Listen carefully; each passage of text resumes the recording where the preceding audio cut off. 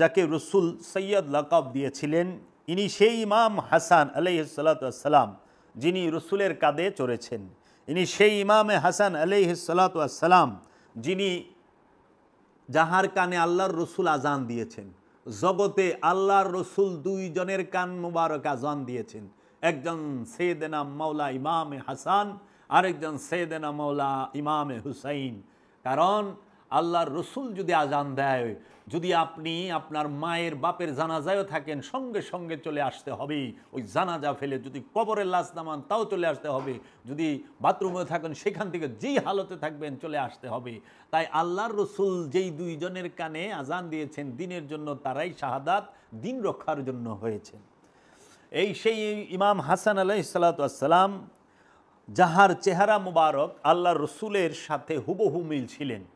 এই সিনা মুবারক থেকে মাথা মুবারক পর্যন্ত আল্লাহর রসুলের সাথে হুবহু যার মিল ছিল তিনি হচ্ছেন সাইয়েদনা ইমাম হাসান আলাইহিস সালাম। এবং এই সিনা মুবারক থেকে পায়ের তলা মুবারক পর্যন্ত যার সাথে হুবহু মিল ছিলেন তিনি হচ্ছেন সাইয়েদনা ইমাম হুসাইন আলাইহিস সালাতু ওয়াস সালাম। এই সাইয়েদনা ইমাম হাসান, সাইয়েদনা ইমাম হুসাইন আলাইহিস সালাতু ওয়াস সালাম, এই দুইজনের দেহ মুবারকের সাথে আল্লাহর রসুলের দেহ মুবারকের হুবহু মিল। জগতে এত সুন্দর হুবহু দেহ মুবারকের সাথে রসুলের যে মিল আর কাহারও ছিল না। এই সেই ইমামে হাসান আলাইহিস সালাতু ওয়াস সালাম যাহার মুখে আল্লাহর রসুল তিনবার আল্লাহর রসুলের পবিত্র জবান মুবারক আল হাসানু মিন্নি ওয়া আনা মিনাল হাসান, এই হাসান আমা হতে এবং আমি হাসান হতে। মাওলা হাসান আলাইহিস সালাতু ওয়াস সালাম যখন পৃথিবীর বুকে আগমন করেন, আল্লাহর নবী মুহাম্মদ সাল্লাল্লাহু আলাইহি ওয়াসাল্লাম তিনি সর্বপ্রথম মাওলা হাসানকে দেখতে যান। মাওলা হাসান তখন চোখ খোলেননি। মাওলা হাসানকে যখন মহানবীর কোলে দেওয়া হয়, মহানবী সর্বপ্রথম মাওলা হাসানের পবিত্র জবান মুবারকে লোয়াবে দাহান, মানে আল্লাহর হাবিবের পবিত্র জিব্বা মুবারক মাওলা হাসান আলাইহিস সালাতু ওয়াস সালামের মুখে জবান মুবারকে ঢুকিয়ে দেন। মাওলা হাসান আলাইহিস সালাতু ওয়াস সালাম সর্বপ্রথম মহানবীর পবিত্র লোয়াবে দাহান মুবারক, যে লালা মুবারক জিব্বার, সেইটি চুষে খান। তারপর আল্লাহর হাবিব মুহাম্মদ সাল্লাল্লাহু আলাইহি ওয়াসাল্লাম মাওলা হাসান আলাইহিস সালাতু ওয়াস সালামের কে কুলে নিয়ে তাকে উদ্দেশ্য করে বলেন, আল হাসানু মিন্নি ওয়াহ আনা মিনাল হাসান, এই হাসান আমা থেকে, আমি হাসান হতে।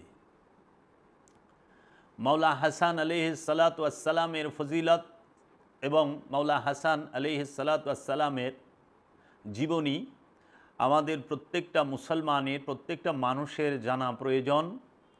কেন? মাওলা হাসান আলাইহিস সালাতু ওয়াস সালাম তিনি পাক পাঞ্জাতনের অন্যতম একজন। এই পাক পাঞ্জাতন কুল কায়নাতের জন্য রহমত, বরকত এবং নিয়ামত, এবং আল্লাহর হাবিবের বংশ। আল্লাহর হাবিব চাদর মুবারকের ভিতরে আল্লাহর হাবিব একদিন উম্মে সালমার ঘরে শুয়েছিলেন। সেই আল্লাহর হাবিব যখন চাদর মুবারকের ভিতরে মাওলা আলী করমাল্লাহু ওয়াজহু, সৈয়দনা মা ফাতেমাতুজ জাহরা, মাওলা হাসান, মাওলা হুসাইনকে রেখে রব্বুল আলামিনকে বললেন, হে আমার রব, এই হলো আমার বংশ। সেই বংশটি অবশ্যই নূরের এবং রক্তের, জাহের এবং বাতেন দুই দিকেই। আমরা যারা মুসলমান, আমরা যারা ইসলাম ধর্মের অনুসারী, অবশ্যই আমাদেরকে রসুল সাল্লাল্লাহু আলাইহি ওয়াসাল্লাম এবং আওলাদে রসুল সম্পর্কে স্বচ্ছ ধারণা থাকতে হবে। সমাজের বুকে অধিকাংশ মানুষের আওলাদে রসুল সম্পর্কে স্বচ্ছ ধারণা অনেকেরই নেই। আমাদের এবং আমার ক্ষুদ্র প্রচেষ্টা হচ্ছে আল্লাহর রসুল সাল্লাল্লাহু আলাইহি ওয়াসাল্লামের এবং তাহার বংশের আওলাদদের সম্পর্কে স্বচ্ছ ধারণা দেওয়ার ক্ষুদ্র প্রচেষ্টা এবং মানুষ যেন জ্ঞান গবেষণা করে এবং তাহাদের সম্পর্কে জানে, ইহাতে যেন আমরা আল্লাহ এবং আল্লাহর রসুলের বংশকে অনুসরণ করে তাহাদের অনুসরণ করে আমরা যেন আমাদের স্বভাব চরিত্র এবং জীবনকে সুন্দর করতে পারি।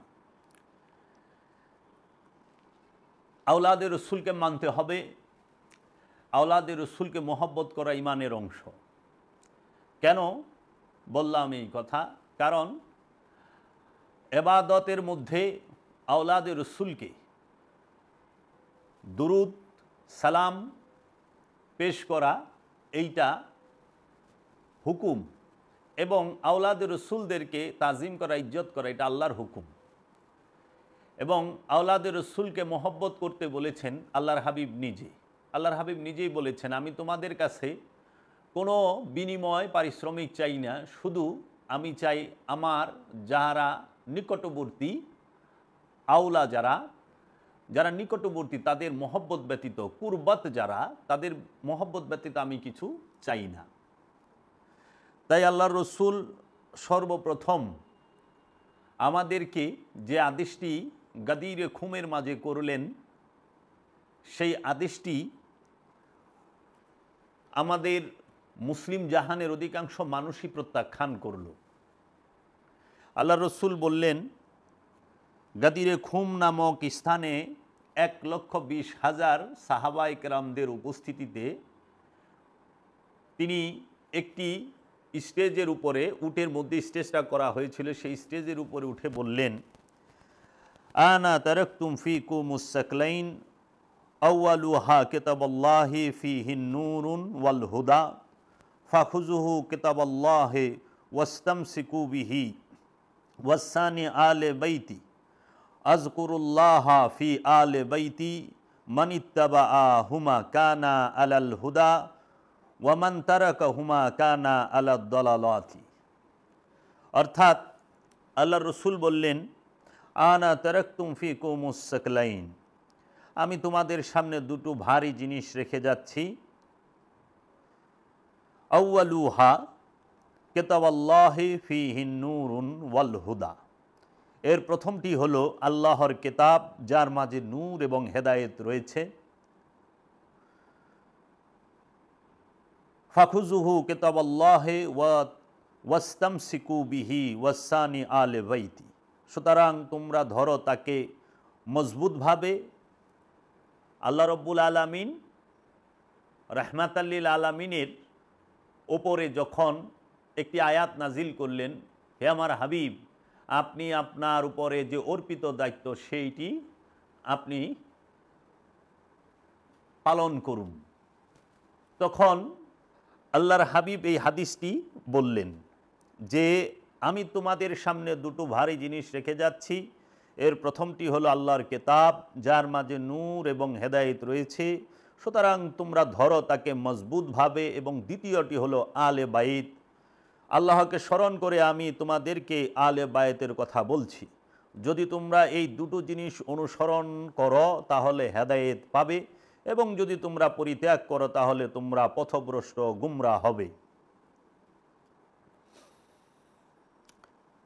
এই হাদিসটি যখন আমাদেরকে বলা হলো আল্লাহর রসুল সাল্লাল্লাহু আলাইহি ওয়াসাল্লামের তরফ হতে,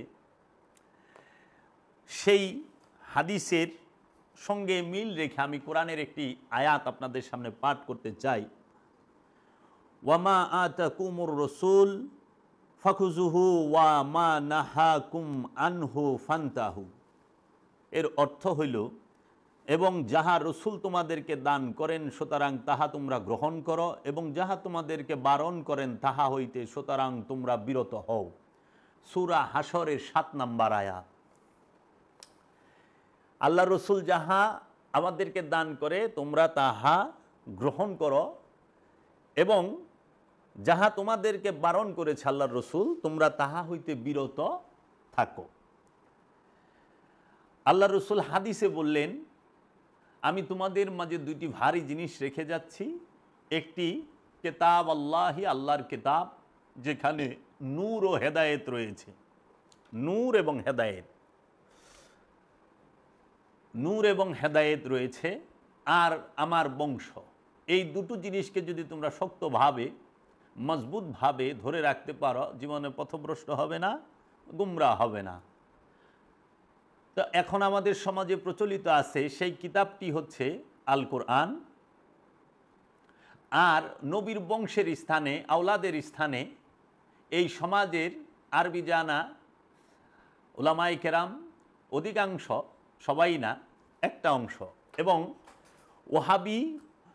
ওহাবি ইজমের যাহারা বিশ্বাসী, তাহারা ঢালাওভাবে প্রচার করলেন ভিন্ন আরেকটি জিনিস। সেটি কি? যে আমি তোমাদের কাছে রেখে গেলাম আল্লাহর কোরআন এবং নবীর সুন্নাহ। এই সুন্নাহ বলতে কি বোঝায়, এই সুন্নাহ কাকে বলে, সেই বিষয়গুলো স্পষ্ট এখনও আমাদের মাঝে করা হয় নাই। নবীর সুন্নাহ যদি দাড়ি, টুপি, পাগড়ি, জুব্বা হয়, তাহলে এইটা নিয়ে অনেক বিতর্কের স্থান আছে। কারণ জুব্বা পরলেই সে ভালো মানুষ হয় না, দাড়ি রাখলেই সে ভালো মানুষ হয় না, পাগড়ি টুপি পরলে সে ভালো মানুষ হয় না। তো সুন্নাহ বলতে কখনোই এই লেবাস হইতে পারে না। লেবাসকে সুন্নাহ বানিয়ে দেওয়া হয়েছে, এবং সুন্নাহ মানুষ অনুসরণ করে যেগুলো সহজ, সেগুলো মূল বিষয় না। কিন্তু আল্লাহ রসুল সুন্নাহর কথা বলে নাই, বলছে ইতরাতের কথা, আলে বাইতের কথা, বংশের কথা। সে আলে বাইতকে অনুসরণ করে আজকে মাওলা হাসান সম্পর্কে আমি আপনাদের সামনে আলোচনা করতে এসেছি। মাওলা হাসান সম্পর্কে আলোচনা করতে এসে আপনাদের সামনে আমি আমার দয়াল মুর্শিদ বাবা জাহাঙ্গীরের মারেফতের গোপন কথা কিতাব থেকে একটু পাঠ করতে চাই। আর আমি যেই হাদিসটি পাঠ করলাম, সেই হাদিসটি আপনারা বাবা জাহাঙ্গীরের লিখিত ফকিরের গোপনেরও গোপন কথা এই কিতাবের মধ্যে পাবেন। এই কিতাবটির মধ্যে আছে এবং কিছু ব্যাখ্যাও আছে। আমি বাবা জাহাঙ্গীরের কিছু বাণী আমি আপনাদের সামনে বলতে চাই। সেটি হইল, প্রথম মানব আদম আলাইহিস সালাতু ওয়াস সালাম হতে একটি মাত্র ধর্ম ইসলামের জন্ম। প্রথম মানব আদম আলাইহিস সালাতু ওয়াস সালাম হতে একটি মাত্র ধর্ম ইসলামের জন্ম। আর সেই একটি মাত্র ধর্মের একটি মাত্র কথা, একটি মাত্র উপদেশ পৃথিবীর বিভিন্ন দেশের মানুষদেরকে বিভিন্ন মহাপুরুষ তথা অবতারদের দিয়ে একটি মাত্র হেদায়েত করে গেছেন। সেই একটি মাত্র হেদায়েতের নামটি হল নিজেকে চেনো, নো দাই সেলফ। তাই ইসলাম ঘোষণা করেছে যে প্রত্যেক জাতিকে হেদায়েত করার জন্য অবতার তথা নবী পাঠানো হয়েছে, এবং প্রত্যেক অবতার বা নবী একটিমাত্র ধর্ম প্রচার করে গেছেন। সেই একটিমাত্র ধর্মের নাম হল আত্মসমর্পণের ধর্ম তথা দ্বীন ইসলাম, ইসলাম ধর্ম। ইসলাম কখনো লেবাসের না, ইসলাম কখনো জন্মগত না, ইসলাম কখনো দলগত নয়। ইসলাম ধর্ম হচ্ছে আদর্শের, এবং ইসলাম ধর্ম হচ্ছে আত্মসমর্পণের। আত্মসমর্পণের অপর নামই হচ্ছে ইসলাম, এবং রসুলের আদর্শকে সম্পূর্ণরূপে নিজের স্বভাবের মধ্যে ধারণ করতে পারলেই সেই ইসলামে প্রবেশ করে। আনুষ্ঠানিক ধর্ম পালনের মধ্যে যত সুন্দর এবং পরিপূর্ণ রূপ থাক না কেন, উহা হলো আইন তথা সৈনিক ধর্ম। আইনের ভেতরে আনুষ্ঠানিক ধর্ম পালনের সুন্দরতম সামাজিক শৃঙ্খলা পেতে পারি, এবং পেতে পারি সুন্দরতম নৈতিক আদর্শ। কিন্তু প্রেম কখনোই পাওয়া যায় না, কারণ আইন প্রেমকে সহ্য করে না। ঠিক তেমনি প্রেমের ভেতর আত্মহুতি দেবার বৈচিত্র্য পেতে পারি, কিন্তু আইন কখনো পেতে পারি না। তার মানে প্রেমের ভিতরে আইন নাই, আইনের ভেতরে প্রেম নাই। তাই আল্লাহকে যদি কেউ ভালোবাসতে চায়, সে যেন আল্লাহর হাবিবকে ভালোবাসে। আল্লাহ রব্বুল আলামিন কুরআনুল মাজিদে ইরশাদ করলেন, কুল ইন কুনতুম তুহিব্বুনাল্লাহ ফাত্তাবিউনি ইউহিব্বুকুমুল্লাহ ওয়া ইয়াগফিরু লাকুম যুনুবাকুম আল্লাহু গফুরুর রহিম। কে আছো আমি আল্লাহকে ভালোবাসতে চাও, সে আমার হাবিব মুহাম্মদ সাল্লাল্লাহু আলাইহি ওয়াসাল্লামকে ভালোবাসো, আল্লাহর হাবিব মুহাম্মদ সাল্লাল্লাহু আলাইহি ওয়াসাল্লাম বললেন, কে আছো? আমি মুহাম্মদ সাল্লাল্লাহু আলাইহি ওয়াসাল্লামকে ভালোবাসতে চাও, সে আমার ইতরাত, আমার বংশ, আমার আহলে বাইতকে ভালোবাসো। তাই আল্লাহর হাবিবের এই বাণীকে অনুসরণ করেই আজকে ইমামে হাসান আলাইহিস সালাতু ওয়াস সালামের শুভ আবির্ভাবের দিনে আমি অধম আপনাদের সামনে মাওলা হাসানের জীবনের কিছু আলোচনা করতে আপনাদের সামনে এসেছি। মনে রাখতে হবে, প্রেম কখনো বাধা ধরা রেল লাইনের উপর দিয়ে চলে না এবং চলতে পারে না। আইনের কবরের উপরেই প্রেমের ফুল ফুটে। যারা শক্তির পূজা করে তারা প্রেমের পূজা করতে পারে না। শক্তির পূজারীরা প্রেমকে সহ্য করে না। প্রেমের ধর্ম হচ্ছে ক্ষমা, আইনের ধর্মই হচ্ছে শাস্তি। আইন ভঙ্গ করবেন, আইন আপনাকে শাস্তি দেবে। আর মহব্বত, সে আপনাকে ক্ষমা করতে জানে, শাস্তি দিতে জানে না। তাই মহব্বতের ধারায় ইসলামের প্রবেশ করার সবচেয়েতে এবং সর্বশ্রেষ্ঠ মাধ্যম হইল প্রেম। প্রেমের উপরে কিছুই নাই। তাই আমরা আজকে আওলাদে রসুল মাওলা হাসান আলাইহিস সালাতু ওয়াস সালামের জীবনী আমরা বলতে চাই। মাওলা হাসান আলাইহিস সালাতু ওয়াস সালামকে বলা হয় আল্লাহর রসুলের ছেলে। এইটার দলিল হচ্ছে কোরআনুল কারিমে আল্লাহ রাব্বুল আলামিন আল্লাহর রসুলের ছেলে হিসেবেই সম্বোধন করছে। আমরা দেখব যে সূরা আল ইমরানের 61 নম্বর আয়াত, যে আয়াতকে বলা হয় আয়াতে মুবাহেলা,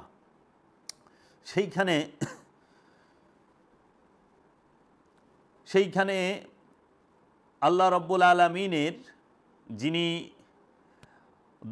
রসুল, এই রসুলের দৌহিত্র যিনি মাওলা হাসান আলাইহিস সালাতু ওয়াস সালাম, তিনি এবং পাক পাঞ্জাতনকে নিয়ে আল্লাহর রসুল যখন মুবাহেলার জন্য নাজরান প্রদেশে গেলেন একদল খ্রিস্টানদের সামনে, তখন সেই খ্রিস্টানরা চমকে উঠলেন আল্লাহর রসুলের এই বংশকে দেখে। সূরা আল ইমরানের 61 নম্বর আয়াতে বলা হচ্ছে,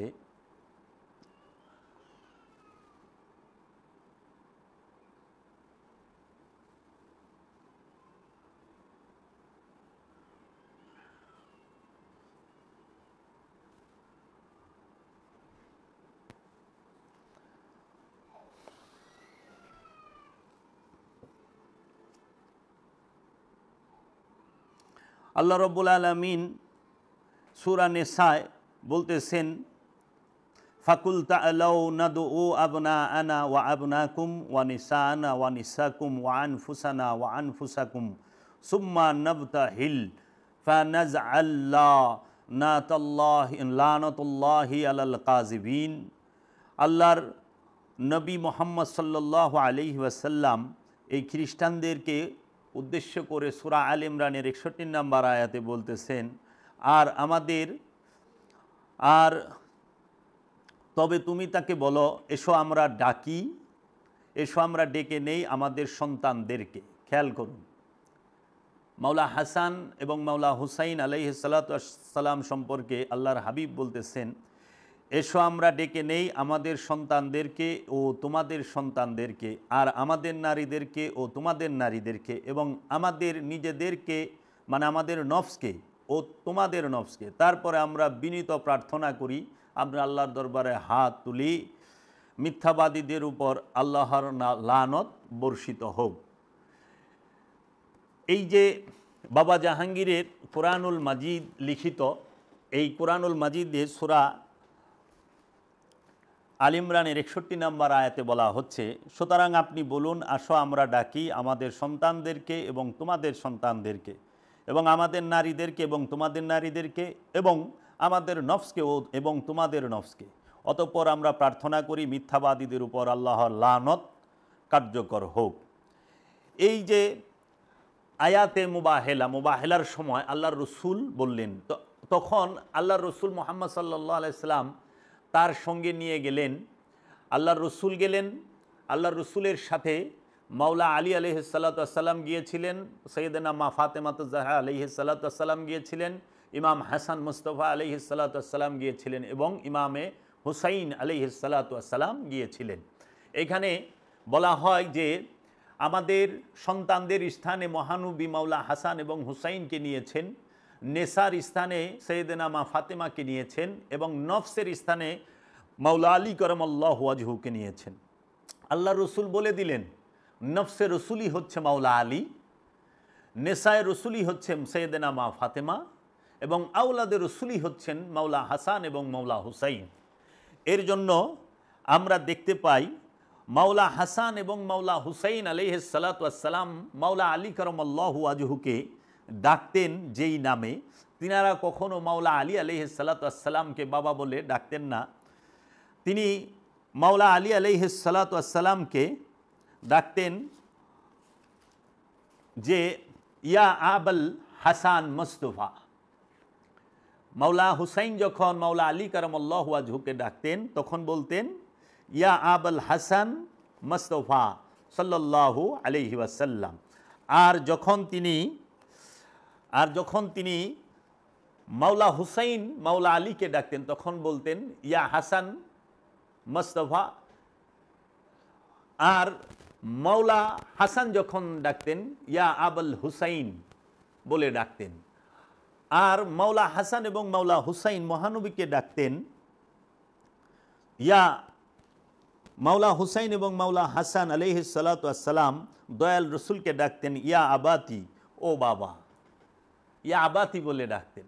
এখন কথা হলো আল্লাহর রসুল সাল্লাল্লাহু আলাইহি ওয়াসাল্লামের হাতে হাত রেখে মাওলা আলী করমাল্লাহু ওয়াজহু বায়াত গ্রহণ করেছেন, সৈয়দনা মা ফাতেমা বায়াত গ্রহণ করেছেন, মাওলা হাসান এবং মাওলা হুসাইন আলাইহিসসালাম বায়াত গ্রহণ করেছেন।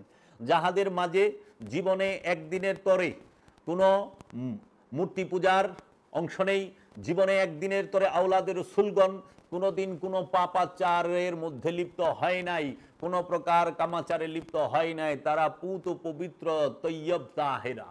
আল্লাহ রব্বুল আলামিন কুরআনুল কারীমের মধ্যে আল্লাহর রসুলের বংশ মাওলা আলী করমাল্লাহু ওয়াজহু, সৈয়দনা মা ফাতেমাতুজ জাহরা আলাইহিসসালাম, সৈয়দনা ইমাম হাসান, সৈয়দনা ইমাম হুসাইন আলাইহিসসালাম যে পুত পবিত্র, সেই বিষয়ে স্পষ্ট আল্লাহ রব্বুল আলামিন কুরআনুল মাজিদের মধ্যে বলে দিয়েছেন ইন্নামা ইউরিদুল্লাহু লিইয়ুযহিবা আনকুমুর রিসা আহলাল বাইতি ওয়া ইউত্তাহিরাকুম তাতহীরা। হে আল্লাহ তো ইচ্ছা করেন, হে নবী পরিবার, হে রসুলের বংশ, আল্লাহ তো ইচ্ছা করেন আপনার পরিবারবর্গকে, আল্লাহ তো কেবল চান তোমাদের থেকে অপবিত্রতাকে দূরে করতে এবং তোমাদেরকে সম্পূর্ণরূপে পবিত্র করতে। এই অপবিত্রতা বলতে কি বোঝায়? একমাত্র অপবিত্র হচ্ছে খান্নাস, আর অন্য যত কিছু আছে সেগুলো হচ্ছে অপরিষ্কার, ময়লা, আবর্জনা, এবং সেইগুলো হচ্ছে আপনার সম্পূর্ণরূপে হারাম, নিষিদ্ধ। একমাত্র অপবিত্রই হচ্ছে খান্নাস, আর অন্য কোনো কিছু অপবিত্র না, সেটা অপরিষ্কার। এর জন্য কলবের মধ্যে খান্নাস যে পর্যন্ত আছে ওই পর্যন্ত প্রতিটা নফস অপবিত্র, প্রতিটা মানুষ অপবিত্র। তার কলবের মধ্যে খান্নাস আছে কিন্তু শরীরে পবিত্র মানে পরিষ্কার পোশাক আছে, সে পবিত্র না। যার শরীর পরিষ্কার, পোশাক পরিষ্কার, কিন্তু অন্তর পরিষ্কার না, নফস পরিষ্কার না, নফসের মধ্যে খান্নাস রূপী শয়তান আছে, সে অপবিত্র। যদি তার দেহ পরিষ্কারও থাকে, যদি তার পোশাকও পরিষ্কার থাকে, তাতে কিছুই যায় আসে না, সে অপবিত্র। আর যাহার নফসের সাথে অপবিত্র খান্নাস রূপী শয়তান নাই, কিন্তু তার শরীরে ময়লা আছে এবং পোশাকেও ময়লা আছে, তারপরও সে পবিত্র, কারণ তার সমস্ত ইন্দ্রিয় পথ, ইন্দ্রিয় দ্বার পথ পবিত্র। তার দৃষ্টি পবিত্র, তার শ্রবণ পবিত্র, তার ঘ্রাণ শক্তি পবিত্র, তার জবান পবিত্র, তার শক্তি হাত পবিত্র, তার পা পবিত্র, সমস্ত কিছুই পবিত্র হইয়া বয়ে রয়েছে। এখন বর্তমান সমাজে আমরা দেখতে পাচ্ছি এই অপবিত্র নাম দিয়ে দিছে ময়লাকে, আপনার বিভিন্ন প্রকার অপরিষ্কার জিনিসপত্রকে, কিন্তু তাহারা খান্নাসকে অপবিত্র এই বিষয়টা বলেই নাই। তাতে কি হয়েছে, মানুষ এখন পরিষ্কার দেহ নিয়ে বাস করতেছে এবং পরিষ্কার পোশাক পরে হাঁটতেছে, কিন্তু অন্তর অপবিত্র। কারণ অন্তরে খান্নাস আছে, মানে কামনা আছে। কামনাযুক্ত অন্তর নিয়ে বাস করাই মানুষ অপবিত্র হয়ে বাস করে। এখন বর্তমান সমাজে আমরা মনে করি কি, পরিষ্কার শরীর এবং পরিষ্কার পোশাক, উনি মনে একজন পবিত্র মানুষ। কখনোই না, উনি একজন পরিষ্কার মানুষ। আর অন্তরের মধ্যে খান্নাসরূপী শয়তান নাই, কিন্তু তার শরীরের মধ্যে ময়লা আছে, পোশাকের মধ্যে ময়লা আছে, সে অপবিত্র না, সে পবিত্র মানুষ। তাই দেখবেন এই সমস্ত পবিত্র মানুষ যারা, খান্নাস মুক্ত পবিত্র মানুষ যারা, আল্লাহর ওলিয়ে কামেলরা, এই সাধকরা, এই মুসল্লিরা, তাহারা কি করে দেখবেন, তাদের দ্বারা সমাজে, পরিবারে, রাষ্ট্রে কোনো প্রকার ক্ষতি, কোনো প্রকার অসৎকর্ম হয় না, করে না। তারা মানুষকে শান্তির ডাক দেয়, তারা মানুষকে শান্তি দান করে। তাই দেখেন আল্লাহর রসুল সাল্লাল্লাহু আলাইহি ওয়াসাল্লামের বংশধরকে, আলকে আল্লাহ নিজে অপবিত্রতা থেকে দূরে রেখেছেন। তার মানে আল্লাহর রসুলের বংশের মধ্যে, আল্লাহর রসুলের জাতে পাকের মধ্যে কোনো খান্নাসরূপী শয়তানের অবস্থান নাই। তাই তারা মাসুম, তারা নিষ্পাপ, তারা বেগুনাহ। তাই আল্লাহর রসুলের বংশের যে 12 জন ইমাম, 14 জন মাসুম, তারা সবাই পুত পবিত্র। এই পৃথিবীর বুকে যত আল্লাহর ওলিয়া উলিয়ায়ে কেরাম আছে সবাই পবিত্র, তাদেরকে আল্লাহ অপবিত্রতা থেকে দূরে রেখেছেন। এই আপনারা যদি সূরা আহজাবের 33 নম্বর আয়াতটি পাঠ করেন আপনারা দেখবেন। তাই হাসান মুস্তাফা সাল্লাল্লাহু আলাইহি ওয়াসাল্লাম তিনি আমাদের এই পৃথিবীর বুকে তিনি 47 বৎসর ধরাধামে ছিলেন। তার জাহিরি বয়স ছিল, তাহার জাহিরি বয়স ছিলেন 47 বৎসর। তিনি শাহাদাত বরণ করেন রবিউল আউয়াল মাসে 50 হিজরিতে। তিনি 3 হিজরিতে রমজান মাসের 15 তারিখে আবির্ভাব হন এবং 50 হিজরির রবিউল আউয়াল মাসে তিনি শাহাদাত বরণ করেন। মাওলা হাসান আলাইহিস সালাতু ওয়াস সালামকে শাহাদাত করা হয়। কার দ্বারা শাহাদাত হয় আমি শেষে বলবো। 661 খ্রিস্টাব্দে আলী আলাইহিস সালাতু ওয়াস সালামের শাহাদাতের পরে মাওলা হাসান আলাইহিস সালাতু ওয়াস সালাম তিনি খেলাফত লাভ করেন। মাত্র 6 মাস তিনি খেলাফতে থাকেন। 50 হিজরিতে বিষ প্রয়োগ করে মাওলা হাসান আলাইহিস সালাতু ওয়াস সালামকে মুয়াবিয়া, আমিরে মুয়াবিয়ার চক্রান্তে তিনি শহীদ হন। এখন এই 47 বৎসরের জীবনী আমরা মুসলমানরা মাওলা হাসানের এই 47 বছরের জীবনী আমরা কয়জনে জানি? আমাদের সমাজ কি, আমাদের সমাজের ধর্মযাজকরা কি আওলাদে রসুলদের জীবনীটা জানিয়েছেন? 47 বৎসর কিন্তু অনেক লম্বা সময়। এই 47 বৎসরের ভিতরে কি করলেন? মাওলা হাসান আলাইহিস সালাতু ওয়াস সালামের আবির্ভাব হয়েছে মদিনা মুনাওয়ারায়, মদিনা শরীফে। মাওলা হাসান আলাইহিস সালাতু ওয়াস সালামের যিনি পিতা মাওলা আলী কারামাল্লাহু ওয়াজহু, আমি বারবার মাওলা বলতেছি, অনেকের প্রশ্ন আসতে পারে মাওলা মাওলা করেন কেন এত? মাওলা মানে কি? মাওলা শব্দের অর্থ হইল অভিভাবক। আপনি এই মাওলা শব্দটি পাবেন সূরা বাকারার শেষ আয়াতে, ওয়া আনতা মাওলানা ফানসুরনা আলাল কওমিল কাফিরিন। এই মাওলা শব্দ পাবেন আপনি গিয়ে সূরা বাকারার শেষে। সেইখানে বলা হচ্ছে মাওলা মানে অভিভাবক, মাওলানা মানে আমাদের অভিভাবক। এখন আমি এর জন্য বলি মাওলা, আমার অভিভাবককে মাওলা মুহাম্মদ মুস্তাফা আহমদ মুস্তাফা সাল্লাল্লাহু আলাইহি ওয়াসাল্লাম। আমার অভিভাবককে মাওলা আলী কারামাল্লাহু ওয়াজহু। আমার অভিভাবককে সৈয়দনা মা ফাতেমাতুজ জাহরা আলাইহিস সালাতু ওয়াস সালাম। আমার অভিভাবক মাওলা হাসান, মাওলা হুসাইন আলাইহিস সালাতু ওয়াস সালাম। আমার অভিভাবক আমার দয়াল মুর্শিদ কেবলা ও কাবা কালান্দার জাহাঙ্গীর বা ইমান আল সুরেশ্বরী ফিয়ানহু আমার মাওলা, আমার অভিভাবক। এখন আমরা যদি মাওলা আলী কারামাল্লাহু ওয়াজহুকে মাওলা বলি, অনেকের শুনতে কষ্ট হয়, শরীরে জ্বালা ধরে। হ্যাঁ, তখন তারা আমাদেরকে বলে যে মাওলা কুই পাইলেন? আপনারা যে প্রচলিত সমাজে বলেন আজ এই তাফসিরুল কোরআনে ওয়াজ ফরমাইবেন হজরত মৌলানা। হজরত মানে কি? হজরত মানে হচ্ছে জনাব। হজরতের বাংলা হইল জনাব। এই হজরত লাগানোটাও অ্যাকচুয়ালি বেয়াদবি, কারণ রসুলের আগে জনাব লাগায় না। এটা ওহাবিদের লাগানো শব্দ হজরত। কোরআনে কোথাও হজরত নাই, হজরত মোহাম্মদ সাল্লাল্লাহু আলাইহি সাল্লাম নাই। তো এই হজরত মানে জনাব, মাওলানা মানে আমাদের প্রভু, জনাব আমাদের প্রভু, জনাব বুলবুলি জবানি, উনি ওয়াজ ফরমাইবেন। এই যে বিষয়টা আমাদের সমাজের অধিকাংশ মানুষ জানে না যে হজরত শব্দের অর্থ জনাব, ইংরেজিতে বলে স্যার, আর মাওলানা শব্দের অর্থ হলো আমাদের অভিভাবক, আর মাওলা শব্দের অর্থ হলো অভিভাবক। এখন আপনারা একটু খেয়াল করেন, শিরক কি আমি করতেছি না আপনারা করতেছেন? আমার অভিভাবক তো মাওলা হাসান, মাওলা হুসাইন, মাওলা আলী। আপনার অভিভাবক কে? আরবি জানা একজন ব্যক্তি। তো আরবি জানা একজন ব্যক্তি কি আপনাকে জান্নাতে নিতে পারবেই? কখনোই না। আপনাকে যদি জান্নাতে নেয়, নিবে আওলাদে রসুলগণ, আল্লাহর ওলিগণ। কিভাবে? জান্নাত তো আল্লাহ রব্বুল আলামিনের যে রসুল হাবিব মোহাম্মদ সাল্লাল্লাহু আলাইহি সাল্লামের সম্পদ। জান্নাত হচ্ছে মাওলা হাসান হুসাইন আলাইহিস সালাতু ওয়াস সালামের বাপ দাদার সম্পদ। জান্নাতুল ফেরদাউস মাওলা হাসান হুসাইন আলাইহিস সালাতু ওয়াস সালামের বাপ দাদার সম্পদ, 12 ইমাম 14 মাসুমের বাপ দাদার সম্পদ। জান্নাত হচ্ছে মুমিনগণদের বাপ দাদার সম্পত্তি। আল্লাহ কোরআনেই বলেছেন, আমি মুমিনদের জানের বদলতে, মুমিনগণ তাদের জানের বদলতে, জীবনের বদলতে জান্নাত ক্রয় করে নিয়েছে। আল্লাহ মুমিনদের জীবনের বিনিময়ে জান্নাতকে তার কাছে বিক্রি করে দেয়। জান্নাত হচ্ছে মাওলা আলীর, মহানবীর সম্পদ।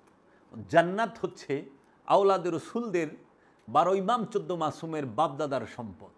আওলাদে রসুল 12 ইমাম 14 মাসুমের পাক পাঞ্জাতনের বিরোধিতা করে যদি কেউ জান্নাতে যাইতে চায়, সে তো বুকার স্বর্গে বাস করে। জান্নাত কোনো মৌলানা সাহেবদের বাপদাদার সম্পদ না। জান্নাত কোনো ওহাবি খারিজির বাপদাদার সম্পদ না। জান্নাত উমাইয়া আব্বাসিয়াদের বাপদাদার সম্পত্তি না।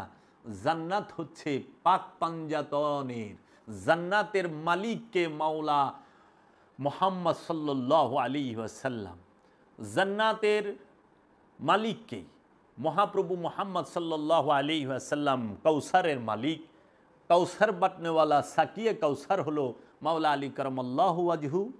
আর জান্নাতের যে যুবক শাবাব, জান্নাতের যুবকদের যিনি সর্দার, তাহারা হচ্ছেন মাওলা হাসান, মাওলা হুসাইন আলাইহিস সালাতু ওয়াস সালাম। সমস্ত নেশা জান্নাতি নারীকুলের সর্দারিনী, তিনি হচ্ছেন সৈয়দনা মা ফাতেমাতুজ জাহরা আলাইহিস সালাতু ওয়াস সালাম। তাই আমরা দেখতে পাই আল্লাহ ফরজ করে দিয়েছেন প্রতিটা আমানুর উপরে নবী এবং রসুলের উপরে দুরূদ পাঠ করা এবং সশ্রদ্ধ সম্মান প্রদর্শন করা এবং আওলাদের রসুলদেরকে সম্মান করার হুকুম আল্লাহ এবং আল্লাহর রসুল বলে দিয়েছেন। তাই মাওলা হাসান আলাইহিস সালাতু ওয়াস সালাম আল্লাহর রসুলের সাথে তিনি খুব একটা সময়, তিনি 7 বৎসরের কিছু উপরে আল্লাহর রসুলের সাথে অতিবাহিত করেন। আল্লাহর রসুলের সামনে একদিন আল্লাহর রসুল সাল্লাল্লাহু আলাইহি ওয়াসাল্লাম সাহাবায়ে কেরামদের সামনে খুতবা দিতেছিলেন। মসজিদে যখন দরবারে নববীর ওয়াল অত বড় ছিল না, দূর থেকে দেখা যাইত আল্লাহর রসুল খুতবা দিচ্ছেন। এমন সময় মাওলা হাসান আলাইহিস সালাতু ওয়াস সালাম আল্লাহর রসুলের খুতবা দেওয়া দেখে তিনি মা ফাতেমাতুজ জাহরার ঘর থেকে বের হয়ে উপরে উঠতে পারতেছিল না, ছোট ছোট পায়ে হাইটা সামনে যায়া এই বুকের উপরে ভর দিয়া সেই উঁচু ভিটির উপরে উঠে ছোট ছোট পায়ে হাঁটতে হাঁটতে আল্লাহর রসুলের স্থানে গিয়েছেন। আল্লাহর রসুল খুতবা বন্ধ করে মিম্বর থেকে নেমে আল্লাহর রসুল মাওলা হাসান আলাইহিস সালাতু ওয়াস সালামকে বুকে জড়ায়া ধরে বললেন, তোমরা দেখে নাও সৈয়দকে এবং সৈয়দের পিতাকে।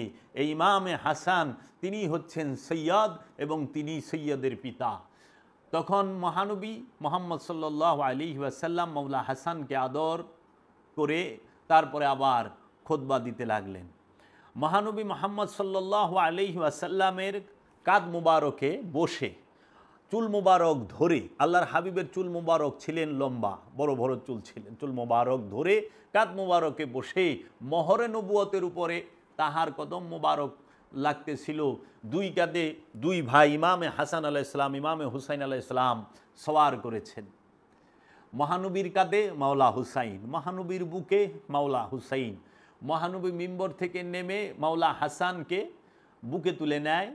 মহানবী মাওলা হাসানকে তিনি খুব আদর যত্ন করেন। আল্লাহর হাবিব যখন সেজদারত অবস্থায় থাকেন তখন মাওলা হাসান আল্লাহর হাবিবের পিঠ মোবারকে উঠে বসেন এবং মাওলা মুহাম্মদ সাল্লাল্লাহু আলাইহি ওয়াসাল্লামের পাগড়ি মোবারক ধরে বসে থাকেন। যেই পর্যন্ত স্বইচ্ছায় তিনি পিঠ মোবারক থেকে মাওলা হাসান না নামেন, আল্লাহর হাবিব মাথা উঠান না।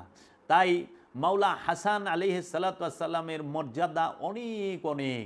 আপনারা একটু খেয়াল করেন, হাজরে আসওয়াদে আল্লাহর রসুল একবার চুম্বন করেছেন, এই ঠোঁট মোবারক লাগিয়েছেন এবং অন্য নবী আম্বিয়া আলাইহিস সালাতু ওয়াস সালাম স্পর্শ করেছেন।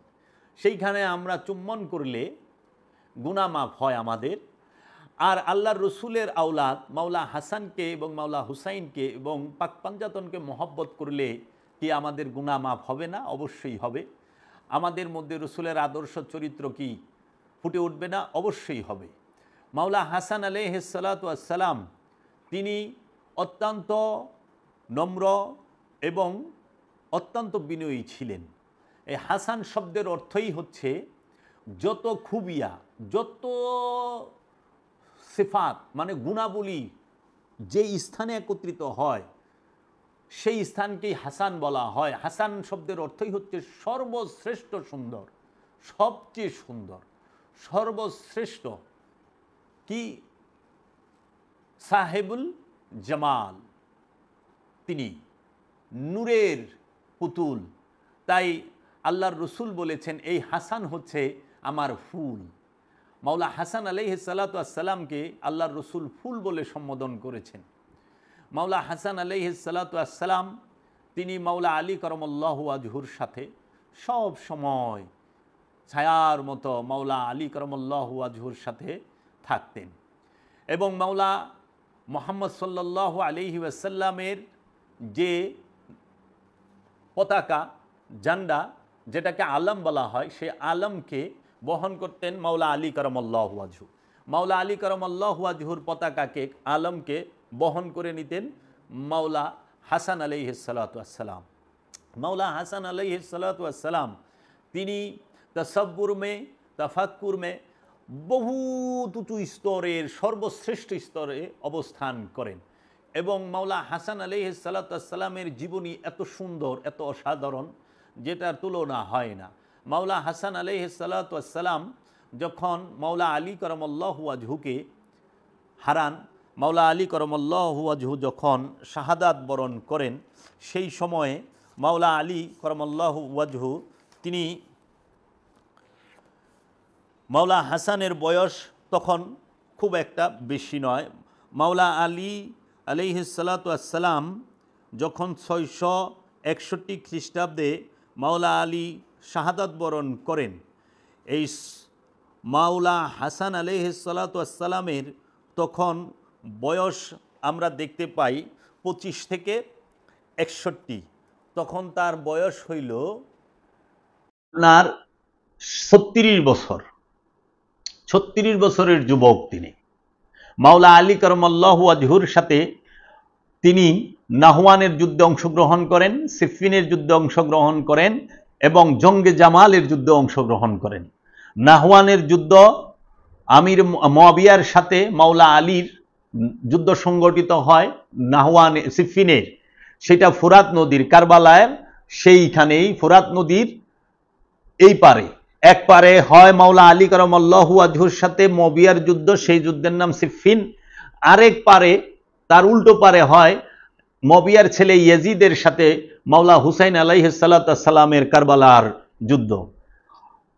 মুয়াবিয়ার সাথে মাওলা আলীর যুদ্ধ হয় ফোরাতের কিনারে, আবার মাওলা হুসাইনের সাথেও ইয়াজিদের যুদ্ধ হয় ফোরাতের আরেক পারে।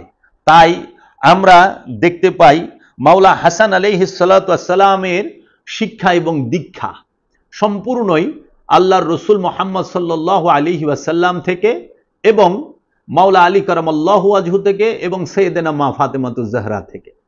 মাওলা হুসাইন হাসান আলাইহিস সালাতু ওয়াস সালাম তাহারা যে নঙ্গরের যেই খাবার খেয়েছেন, যে পাতিলের যে হান্ডির খাবার খেয়েছেন, পৃথিবীর বুকে এত উঁচু মর্যাদার নঙ্গর দ্বিতীয় আর কেউই নাই। কিভাবে? সাইয়েদেনা মা খাদিজাতুল কুবরার নঙ্গর খানার মধ্যে কে কে খানা খাইতো? সাইয়েদেনা মা খাদিজাতুল কুবরার নঙ্গরের মধ্যে খানা খাইতো পৃথিবীর সর্বশ্রেষ্ঠ মহাপুরুষ আবুল কাসেম মুহাম্মদ সাল্লাল্লাহু আলাইহি ওয়াসাল্লাম, সৈয়দুল আম্বিয়া, সমস্ত নবীগণদের ইমাম যিনি, তিনি সমস্ত ওলিগণের ইমাম যিনি, সাহেবুল ফুকারা, ইমামুল ফুকারা, মাওলা আলী কারামাল্লাহু ওয়াজহু, যিনি সকল ওলির মাওলা, এমনকি আল্লাহর রসুলেরও মাওলা এবং আল্লাহর রসুল মাওলা আলীর মাওলা, সেই মাওলা আলী এবং জান্নাতের সরদারিনী নারী কুলের সাইয়েদেনা মা ফাতেমা। আবার মা ফাতেমার নঙ্গরের মধ্যে খাবার খাচ্ছে পৃথিবীর সর্বশ্রেষ্ঠ নবী যিনি রাহমাতাল লিল আলামিন, পৃথিবীর সর্বশ্রেষ্ঠ রসুল যিনি সৈয়দুল মুরসালিন, এবং মাওলা আলী কারামাল্লাহু ওয়াজহু যিনি সাহেবুল জামাল এবং ইমামুল ফুকারা, যিনি সমস্ত ওলিদের ইমাম, সমস্ত ওলিদের মাওলা। আবার জান্নাতের সর্বশ্রেষ্ঠ দুই নওজোয়ান যাহারা জান্নাতের যুবকদের সর্দার, মাওলা হাসান, মাওলা হুসাইন, এবং জান্নাতের সর্বশ্রেষ্ঠ যে নারীকুল সর্দারিনী মা ফাতেমাতুজ জাহরা, এবং পাক পাঞ্জাতনের অন্য আরেকজন সদস্য হযরত সালমান ফারসি। দেখেন এই নঙ্গর খানার মধ্যে সাহাবায়ে কেরামও খাচ্ছেন। তো সেই স্তরে তাই আল্লাহর নবী মুহাম্মদ সাল্লাল্লাহু আলাইহি ওয়াসাল্লামের বংশের কেহই জীবনে একদিনও কোনো মূর্তির পূজার করেন নাই। তারা কোনো প্রকার কোনো দুনিয়াবি কর্মের সাথে লিপ্ত নয়। যদি কেউ বলে তাহাদের কোনো ভুল আছে, সেই ব্যক্তির ভুল কেন? যার সাথে খান্নাস রূপী শয়তান আছে তারই ভুল আছে। যার সাথে খান্নাস রূপী শয়তান নাই, রব রূপে প্রকাশিত বিকশিত, তার কোনো ভুল নাই। তিনি যাহা করেন আল্লাহর ইচ্ছাই করেন। মুমিন যাহা করে তাহাই ইবাদত, মুমিন যাহা করে তাহাই ইবাদত। মাওলা আলীকে জান্নাতি মবিয়ার বাপেও অস্বীকার করতে পারবে না।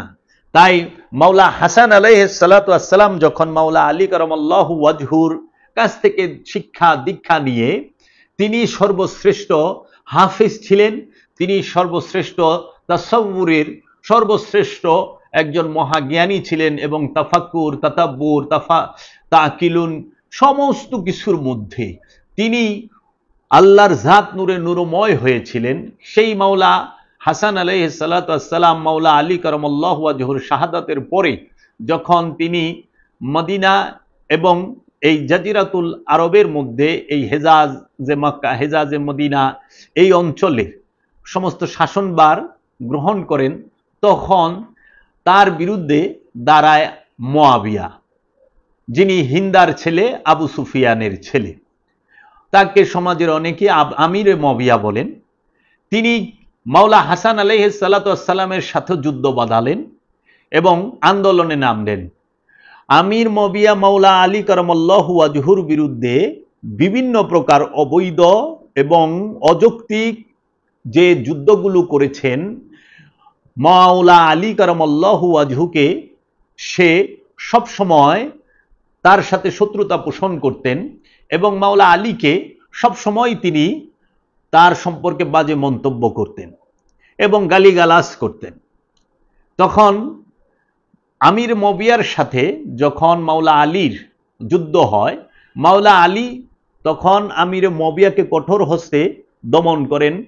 সিফফিনের যুদ্ধে সর্বপ্রথম রাজনৈতিকভাবে কোরআনকে ব্যবহার করে, ধর্মকে ব্যবহার করে যেই ব্যক্তি, তার নাম হচ্ছে মুয়াবিয়া। সিফফিনের যুদ্ধের সময় মুয়াবিয়া বল্লমের আগায় কোরআন বেঁধে দিয়েছিল। এইটা তার একটা অপকৌশল ছিল। যে সাহাবায়ে কেরাম এটা দেখে যুদ্ধ বন্ধ করে দিবে, তারপরে যে আক্রমণ করব।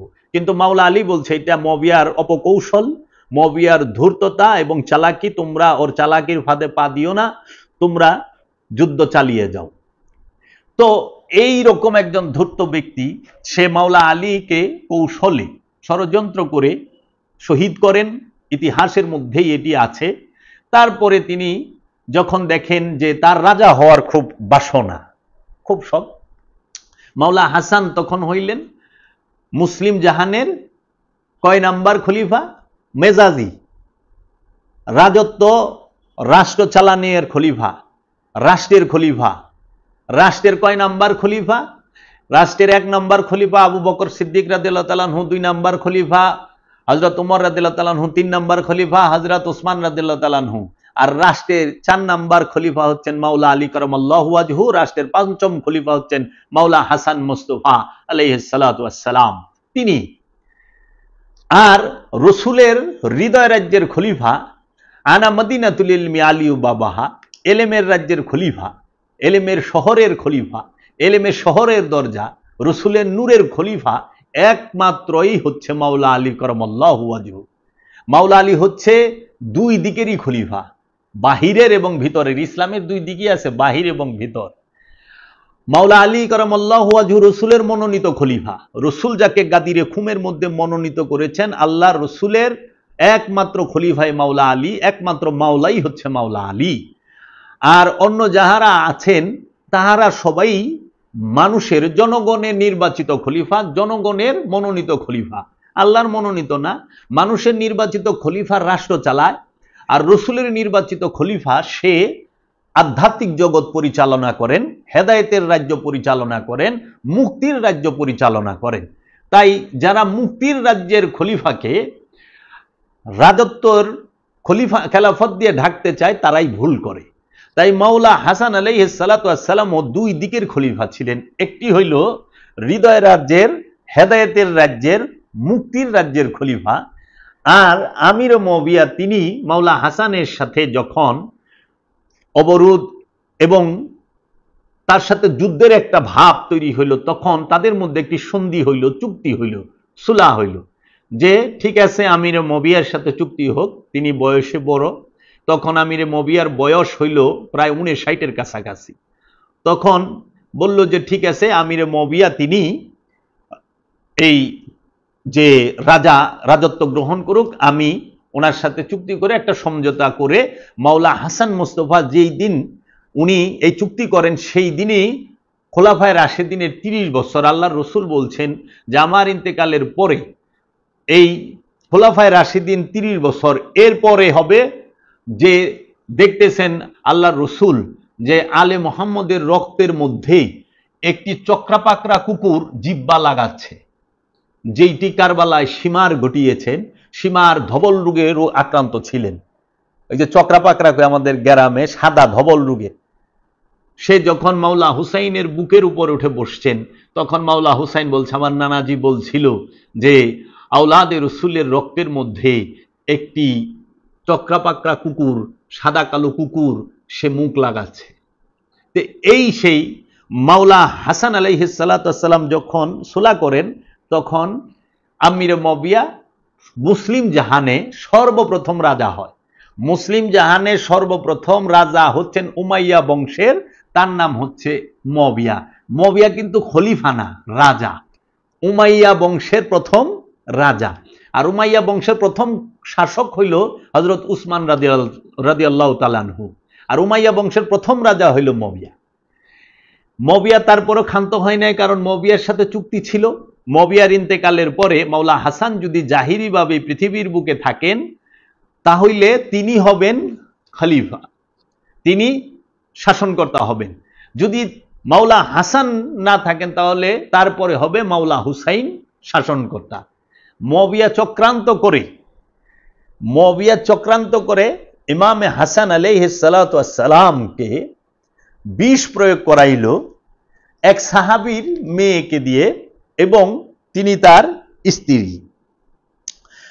হাসান মাওলা আলাইহিস সালাতু ওয়াস সালামের স্ত্রী যে বিষ খাইয়েছে তিনি ছিলেন মাওলা আলীর সাহাবী ও মহানুভাব সাহাবী আশআস, তার মেয়ে জায়েদা, হজরত আশআসের মেয়ে জায়েদাকে দিয়ে তিনি মাওলা হাসানের সম্পর্কে স্ত্রীও ছিলেন।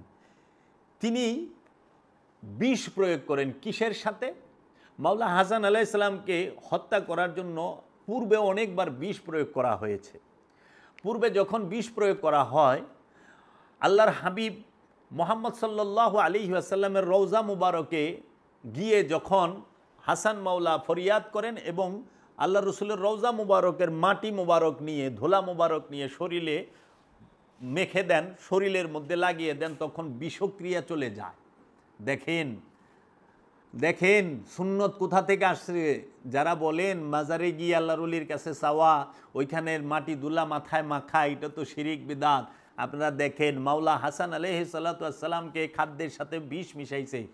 আল্লাহর রসুলের সন্তান নাতি মাওলা হাসান দৌড়ায়া যখন এই বিষক্রিয়া হয়েছে, আল্লাহর রসুলের নাতি মাওলা হাসান তিনি নানাজির রওজার সামনে গিয়ে ফরিয়াদ করেছেন, দয়াল রসুলের রওজা মোবারকের মাটি শরীরে মেখেছেন, বিষক্রিয়া শেষ।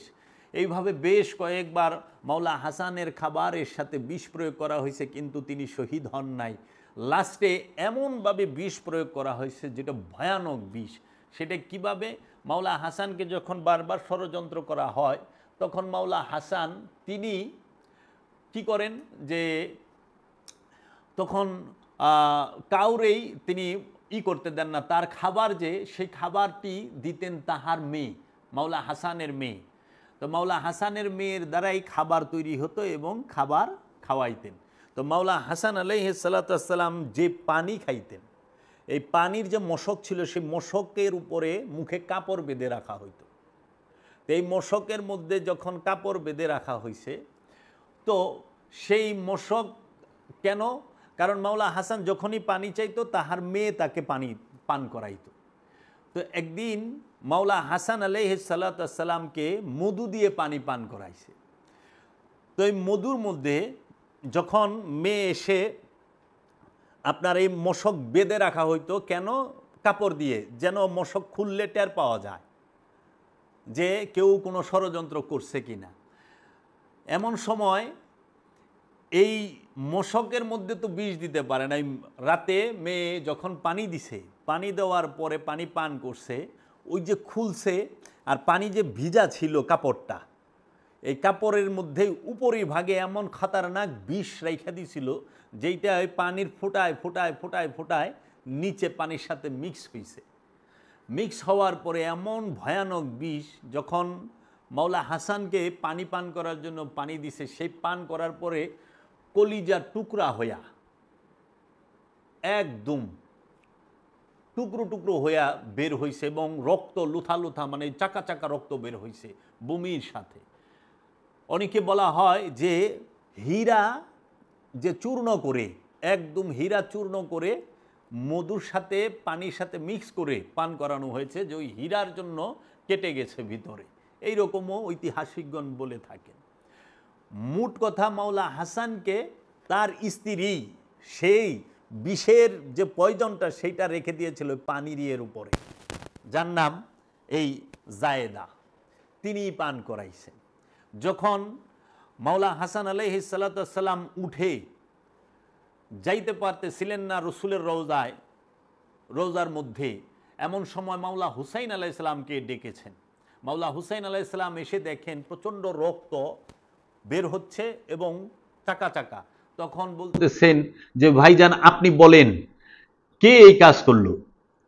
মাওলা হাসান তখন এই কথাটি তাকে গোপনে বললেন এবং তিনি ওসিয়ত করলেন, ভাই আমি আর বাঁচব না, আর আমার পক্ষে সম্ভব না নানা জানের রওজা মোবারকে গিয়ে ফরিয়াদ করা। তা আমি তোমাকে একটি ওসিয়ত করে যাই। সেই ওসিয়তটি কি? আমার ইন্তেকালের পরে যদি সম্ভব হয়, আমার কবরটা, আমার মাজারটা যেন নানা জানের পাশে হয়, আল্লাহর রসুলের রওজার পাশে হয়। আল্লাহর রসুলের রওজার পাশে রাখবা। যদি সেখানে দেওয়া সম্ভব না হয়, তাহলে পরে নানা জানের রওজা মুবারকের কাছে আমাকে কিছুক্ষণ রেখে জান্নাতুল বাকিতে আম্মা জানের রওজার পাশে আমাকে যেন রাখা। সেই নিষ্ঠুর গভর্নর, মবিয়ার নিযুক্ত গভর্নর ওয়ালিদ বিন উতবা, তাহার আমলে যখন মাওলা হাসান আলাইহিস সালামকে রসুলের রওজার পাশে রাখার জন্য পারমিশন নেওয়া হয় মা আয়েশা থেকে, কারণ সেই রসুলের রওজা মোবারক রসুলের ঘরে, এবং সেই ঘরের মধ্যে মা আয়েশা এবং রসুল অবস্থান করতেন, এবং রসুল সাল্লাল্লাহু আলাইহি সাল্লাম যেখানে ইন্তেকাল করছেন, পর্দা গ্রহণ করছেন, ঠিক সেখানেই রাখা হয়েছে। রসুল সাল্লাল্লাহু আলাইহি ওয়াসাল্লামের ঘরের ভিতরেই রসুল সাল্লাল্লাহু আলাইহি সাল্লামের রওজা হয়েছে। তখন মা আয়েশা থেকে অনুমতি নেওয়া হয়েছে। মা আয়েশা বলেছেন যে আমার কোনো অসুবিধা নাই, আমার কোনো বাধা নাই। তখন এই যে মারওয়ান বিন হাকাম এবং এই গভর্নর মিলে মাওলা হাসানকে, মহানবীর আওলাদকে মহানবীর ঘরে রাখতে দেয় নাই। এর থেকে বড় রাজনীতি আর হইতে পারে? এর থেকে বড় জুলুম হইতে পারে? আমাদের দেশের অনেকেই আছেন সত্যকে পাশ কাইটা যান, সত্যকে গোপন করে যান, বলতে ভয় পান। আমি ভয় পাই না, আমি বাঁচিও আল্লাহ রসুলের জন্য, রসুলের বংশের জন্য, অলিদের জন্য। আমি মরুমা আল্লাহ রসুলের বংশের জন্য, আল্লাহর অলিদের গোলামি করতে করতে। আমার কোনো ভয় নেই। আমার ভয় হইল আমার দ্বারা যেন আওলাদ রসুলের প্রতি কোনো অত্যাচার, জুলুম, মিথ্যা এবং কোনো প্রকার বেয়াদবি না হয়। আমি ভয় পাই আল্লাহর রসুলের বংশকে। তাই আল্লাহ রসুল সাল্লাল্লাহু আলাইহি ওয়াসাল্লামের যিনি আওলাদ, যাকে কোরআন বলেছেন আল্লাহর রসুলের আওলাদ, সেই হাসান মাওলাকে আল্লাহর রসুলের রওজা মুবারকের সাথে রাখতে দেয় নাই। ওই সময়কার যিনি গভর্নর ছিলেন এবং ওই সময়কার যারা মদিনায় মধ্যে মবিয়াপন্থী ছিলেন এবং যারা জুলুম অত্যাচার করতেন মাওলা আলীর বংশকে, মা ফাতেমার বংশকে, রসুলের বংশকে, তারা মদিনার মধ্যে তুচ্ছ তাচ্ছিল্যের ভাষায় মাওলা হাসান আলাইহিস সালাতু ওয়াস সালামের সামনে মাওলা আলীকে গালি দেওয়া হতো, রসুলের বংশকে গালি দেওয়া হতো। মাওলা হাসান চুক্তির মধ্যে লিখেছিলেন যে তোমরা আমার বাবাকে গালি দিতে পারবা না। আর এই আমিরে মবিয়া বলছিল যেই পর্যন্ত শিশুরা যুবকে পরিণত না হয়, যুবকেরা বৃদ্ধে পরিণত না হয়, সেই পর্যন্ত এই আলীর বংশ এবং আলীর উপরে লানত বর্ষিত করা হবে, এবং ৭০,০০০ মসজিদ নির্মাণ করে ৭০,০০০ মসজিদের মধ্যে মবিয়ার নিযুক্ত বেতনখোর মৌলবীদের দ্বারা এই জুমার খুতবার আগে, জুমার খুতবার পরে সর্বসময়ে আল্লাহর রসুলের বংশধরকে, পাক পাঞ্জাতনকে, মাওলা আলীর বংশকে সব সময় অভিশাপ বর্ষণ করা হতো, গালিগালাজ করা হতো। গালিগালাজের রেওয়াজ চালু হয় মসজিদের ভিতরে, মারামারির রেওয়াজ চালু হয় মবিয়ার আমলে। আমি জাজমেন্ট না, আমি জাজ করি নাই, উনি যা করছেন আমি তাই বলছি, ওনার কর্ম বলছি। উনি কি জান্নাতে যাবেন না জাহান্নামে যাইবেন এটা রব্বুল আলামিন আর রাহমাতাল লিল আলামিন বিচার করবেন। উনি কি ইমানদার থাকবেন না বেঈমান হবেন সেই দায়িত্ব আল্লাহ, আল্লাহর রসুলের, আমার না। কিন্তু উনি যা আমিরে মবিয়া যা করেছেন আমি সেটাই বলতেছি, এবং এটার ঐতিহাসিক সত্য, এটা মানতে হবে। সবাই মানে, সবাই মোটামুটি এইটা জানে, এবং কেউই আমিরে মবিয়ারকে নিয়ে এত ভালাভালি করে না। আর যারা করেন তারা তো মবিয়ার বংশধর, করবে, এইটাই স্বাভাবিক, কারণ বেতনটা তো তিনিই চালু করছেন, বিরাট বড় উপকার করছেন না, চাকরির ব্যবস্থা করছেন, কর্মের ব্যবস্থা করছেন, বেতনের ব্যবস্থা করছেন, তো তারা তো তাই বলবে। আল্লাহর নবীর বংশ তো চাকরির ব্যবস্থা আর এই বেতনের ব্যবস্থা করেন নাই, তারা মোহব্বত শিখাইছেন। তাই আমিরে মবিয়ার আমল এইটা হলো। তা আমিরে মবিয়া কি এই দায় এড়াইতে পারবেন? মানলাম মাওলা হাসানের সাথে, হাসানের হত্যার সাথে তিনি গুপ্তভাবে জড়িত, ষড়যন্ত্র করেছেন, কিন্তু রওজাতে রাখার সময় তো সে প্রত্যক্ষভাবে জড়িত, তার আদেশেই তো এটা হয় নাই। তখন আমিরে মবিয়ার আমল, শাসন আমল।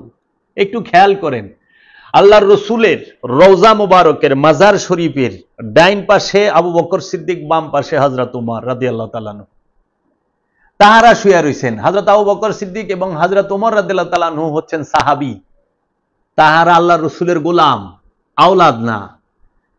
সাহাবী কখনো রসুলের বিছানায় শুইতে পারে না, এটা দর্শনেই নাই। সাহাবী কখনো রসুলের আগে হাঁটতে পারে না, রসুলের কাঁধে বসতে পারে না। সাহাবী কখনো রসুল সাল্লাল্লাহু আলাইহি ওয়াসাল্লামের কণ্ঠস্বরের উপরে উঁচু কণ্ঠে কথা বলতে পারে না। আল্লাহর রসুলের বুকের মধ্যে বসছে মাওলা হাসান, আল্লাহর রসুলের কাঁধে বসছে মাওলা হাসান, আল্লাহর রসুলের জুলফ চুলের মধ্যে ধরছে মাওলা হাসান। আল্লাহর রসুল মিম্বর থেকে নেমে এসে তুলে নিয়েছে মাওলা হাসানকে। আল্লাহর রসুলের লালা মুবারক 3 বার পান করেছেন মাওলা হাসান। আল্লাহর রসুল সাল্লাল্লাহু আলাইহি সাল্লাম যখন সিজদায় রত তখন মাওলা হাসান পিঠের উপরে উঠা বৈশা গেছেন। আল্লাহর রসুলের চাদরের ভিতরে মাওলা হাসান, আল্লাহর রসুলের নয়নের মধ্যে মাওলা হাসান, আল্লাহর রসুলের ঘরে মাওলা হাসান, আল্লাহর রসুলের খাবারের মধ্যে শরীক মাওলা হাসান, আল্লাহর রসুলের ঘরে এজাজত লাগে না ঢুকতে মাওলা হাসানের। সেই মাওলা হাসান আলাইহিস সালাতু ওয়াস সালামকে রাখতে দিলেন না রসুলের পাশে। একমাত্র মহানবীর ওয়ারিশ, রক্তের এবং নূরের মাওলা হাসান, তিনি তো ওয়ারিশ সূত্রে এই ঘরের মালিক। যার রসুলের রওজার মধ্যে ওয়ারিশ সূত্রে তো মাওলা হাসান মালিক, তা মাওলা হাসানকে তো জায়গা দেন নাই। রসুলের কন্যা মা ফাতেমাকে জায়গা দেন নাই। আল্লাহর রসুলের বংশের সর্বপ্রথম যে শহীদ হয় তিনি হচ্ছেন সৈয়দনা মা ফাতেমা। দ্বিতীয় শহীদ যিনি হয় তিনি হচ্ছেন মাওলা আলী কারামাল্লাহু ওয়াজহু। তৃতীয় শহীদ যিনি হয় তিনি হচ্ছেন সৈয়দনা মাওলা হাসান আলাইহিস সালাম। চতুর্থ শহীদ যিনি হয় তিনি হচ্ছেন সৈয়দনা মাওলা হুসাইন আলাইহিস সালাতু ওয়াস সালাম। তে পাক পাঞ্জাতনের 4 জন এবং সাহাবায়ে কেরাম থেকে হযরত সালমান ফারসি, এই 5 জন, তার মধ্যে তো আপনি 4 জনকেই শহীদ করা হয়েছে আওলাদে রসুলের, এবং 4 জনের একজনকেও আল্লাহ রসুলের সাথে রাখতে দেওয়া হয় নাই। রাখতে দেওয়া হয় নাই কেন? সেটা কি ধর্মের জন্য না রাজনীতির জন্য? আল্লাহ রসুলের পাশে আল্লাহ রসুলের আওলাদকে মাওলা হাসানকে না রেখে আপনারা কি দিন প্রতিষ্ঠা করছেন না ধর্ম প্রতিষ্ঠিত করছেন নাকি রাজনীতি করছেন? রাজনীতির শুরু জানাজা নিয়ে, রাজনীতির শুরু কবর নিয়ে, কবর দেওয়া নিয়ে মহানবীর আমল থেকে করছে, এবং এইটা শুরু করছেই যায়া মবিয়া। উনি বলে দুধে দোয়া তুলসী পাতা। আপনারা দেখেন, একটু খেয়াল করেন, এইভাবে আপনারা খুঁটিয়া খুঁটিয়া দেখেন আল্লাহর রসুলের বংশের সাথে কি পরিমাণ জুলুম করেছে, অত্যাচার করেছে সেই সময়ের শাসকগণ। তারা বলে আবার অনেক উঁচু আলা মুকামের, আল্লাহ দিলে দিতে পারে, কিন্তু কর্ম তো সেটা বলে না। তাই আল্লাহর রসুলের বংশকে যারা অত্যাচার করেছেন, জুলুম করেছেন, তারা কি আল্লাহর রসুলের সামনে দাঁড়াতে পারবে? আল্লাহর রসুলের কাছ থেকে দোয়া এবং দয়া পাবে? আল্লাহর রসুলের কাছ থেকে পেতেও পারে, কারণ রসুল তো রহমাতাল লিল আলামিন। আল্লাহর রসুল মাফ করেও দিতে পারেন, আল্লাহর রসুলের ইচ্ছা। তাই আমরা দেখতে পাই এই মবিয়ার আমল থেকে রসুলের বংশের উপরে প্রচন্ড অত্যাচার। একদিন আমিরে মবিয়া বাইতুল মালকে নিজের মাল করলেন। পরে মদিনাবাসীরা যারা নাকি দামেস্কে গেলেন, তো উনি দামেস্ক থেকে মদিনায় আসলেন একবার, আমির তো ওনার পিছনে সমস্ত মাল রাখা হইল। তো উনি মদিনাবাসী যারাই আসছেন তাদেরকে একদম ভৈরা ভৈরা দিছে, অনেক করে অনেকগুলো করে সম্পদ তাদেরকে মুদ্রা দিছেন। তো দিতে দিতে শেষ পর্যায়ে এমন সময় সন্ধ্যার দিকে মাওলা হাসান আসছে আমিরে মবিয়ার সাথে দেখা করতে। তো আমিরে মবিয়ার সামনে যখন মাওলা হাসান আলাইহিস সালাম গিয়েছেন, তখন দেখে বলেন যে এমন সময় আসলেন, আমি কি দিব? এটা তো দেওয়া তো শেষ। তো ঠিক আছে, উনি তার খাদিমকে বললেন যে এক কাজ করো, মদিনাবাসীর এই পর্যন্ত যত মাল দিছ ওই পরিমাণ মাল আনো, আমি হাসান মোস্তফাকে দেব। তখন মাওলা হাসান আলাইহিস সালাম বসে আছেন। দেখেন, খেয়াল করেন, মদিনাবাসী সব লোকের সমান মর্যাদা হইল মাওলা হাসানের, দেখেন তার থেকেও বেশি। আচ্ছা, মাওলা হাসানকে যখন এই সম্পদ দিতে আসছে তখন বলে যে হাসান মোস্তফা আপনি নেন, এই সম্পদ আমি আপনাকে উপহার দিলাম। আপনি জানেন তো আমি হিন্দার ছেলে মুয়াবিয়া। কি অহংকার! অহংকারটা দেখেন, হিন্দার পোলা। এই হিন্দা না জানি কি ছিল নর্তুকি, আরবের জাজিরাতুল আরবের সেরা নর্তুকি ছিল হিন্দা। ওই যে বাল্লি ড্যান্স দেখেন না, বাল্লি ড্যান্সের নায়িকা এরকম আর কি। এই নর্তুকি, উনি হিন্দার ছেলে, উনি আমির। তো মাওলা হাসান কি করলেন? মাওলা হাসান উঠে দাঁড়ালেন, চলে যাবেন। তো জুতা মুবারক যখন তার খাদেম সামনে রাখছে, জুতা পায়ে দেয়, আর মাওলা হাসান বলে, মবিয়া আমি আপনাকে এই সম্পদ দিয়ে গেলাম, আপনি জানেন তো আমি কার ছেলে? আমি সাইয়েদেনা মা ফাতেমাতুজ জাহরার ছেলে, আমি দিয়ে গেলাম। সৈয়দ সদকা নেয় না, সদকা দেয়। সৈয়দ, সৈয়দের জন্য সদকা হারাম, সৈয়দের দিতে হয় উপহার। তো কাজী এই মাওলা হাসান আলাইহিস সালাতু ওয়াস সালামকে যখন রসুলের রওজার পাশে রাখতে দিল না, তখন তারা তীর চালাইলো এবং তলোয়ার চালাইলো। তখন সবাই বলল মাওলা হুসাইনকে থাক, আমরা মাওলা হাসানকে জান্নাতুল বাকিতেই রাখি। পরে জান্নাতুল বাকিতে মাওলা হাসানকে রাখা হয়, রসুলের রওজা থেকে আবার বাড়িতে নিয়ে যাওয়া হয়। তাই শায়েরগণ বলে, গরিবে আমিরে হাসান গরিবে হুসাইন, আমিরে হাসান গরিবে হুসাইন। মাওলা হাসান আলাইহিস সালাতু ওয়াস সালামের যে কাফন মুবারক সেটা দুইবার হইছে, আর গরিবে হুসাইন আলাইহিস সালাতু ওয়াস সালাম, মাওলা হুসাইন আলাইহিস সালাতু ওয়াস সালামের দাফন কাফন হয় নাই। মাওলা হুসাইন আলাইহিস সালাতু ওয়াস সালামের শরীর মুবারক থেকে রসুলের জুব্বা মুবারক, রসুল সাল্লাল্লাহু আলাইহি ওয়াসাল্লামের পাগড়ি মুবারক, আংটি মুবারক, জুলফিকার তলোয়ার মুবারক ছিনিয়ে নেওয়া হয়েছিল, বিবস্ত্র করে রাখা হয়েছিল। এইটাই নির্মম সত্য। তাই স্বার্থের জন্য ইসলামকে যারা হত্যা করেছে, ইসলাম, মুসলমান, ইসলাম তো মহানবীর সম্পদ, ইসলাম মহানবী থেকে আগমন করেছে। ইসলাম মাওলা আলী পাক পাঞ্জাতন 12 ইমাম 14 মাসুমের বাপ দাদার সম্পদ। এই ইসলামকে প্রচার করতে গিয়ে মহানবীর বংশ তার জান মাল সব কুরবান করছে। আর এই ইসলামকে দিয়ে এই উমাইয়া আব্বাসিয়ারা তাহারা স্বার্থ হাসিল করেছেন, ক্ষমতাবান হয়েছেন। এই ওহাবি নাজদিরা ক্ষমতাবান হয়েছেন। ইসলামের জন্য তারা কুরবান করেন নাই জানমাল, জানমাল কুরবান করছে ইসলামকে টিকিয়ে রাখার জন্য, সত্যকে জগতে প্রতিষ্ঠা করার জন্য।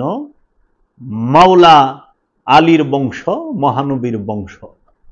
তাই আমরা সেই মাওলা হাসান আলাইহিস সালাতু ওয়াস সালামের নূরের কদমে আমরা লক্ষ কোটি ভক্তি ও সালাম জানাই।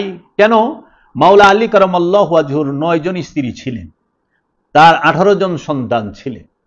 মাওলা আলীর সন্তানদের মধ্যে সবচেয়ে আলা মুকামের উঁচু স্তরের সন্তানই ছিলেন মাওলা হাসান, মাওলা হুসাইন, ইমাম মুহাসিন এবং হযরত যায়েনব, সাইয়েদেনা মা ফাতেমার ঘরে থেকে যারা আগমন করেছেন। মাওলা হাসান, মাওলা আলী কারামাল্লাহু ওয়াজহুর এক্সেলেন্ট নাম হচ্ছে ইমাম হানাফি, মোহাম্মদ হানাফিয়া এবং হযরত আব্বাস আলমদার, যিনি মাওলা হুসাইনের সাথে কারবালায় শহীদ হন। তাই আমরা যেই মাওলা হাসান সম্পর্কে আজকে আমরা কথা বলবো, যে তার সম্পর্কে আমরা যদি দেখি কোন ইমামে হাসান যার সম্পর্কে আমি কথা বলতেছি, কে এই ইমামে হাসান আলাইহিস সালাতু ওয়াস সালাম, কে এই ইমামে হাসান, ইনি সেই ইমামে হাসান যিনি সাইয়েদেনা মা ফাতেমাতুজ জাহরা আলাইহিস সালাতু ওয়াস সালাম মাওলা আলী কারামাল্লাহু ওয়াজহুর সন্তান। ইনি সেই ইমামে হাসান আলাইহিস সালাতু ওয়াস সালাম যিনি সৈয়দাতুল আম্বিয়া, ইমামুল মুরসালিন, খাতামান নবিয়্যিনের আওলাদ এবং নাতি।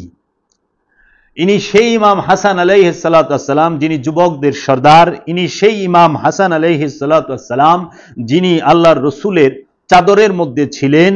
নবী বলছেন, আল্লাহুম্মা হাউলাই আলে বাইত, হে আমার আল্লাহ, এই তো আমার আলে বাইত, এরাই আমার বংশ।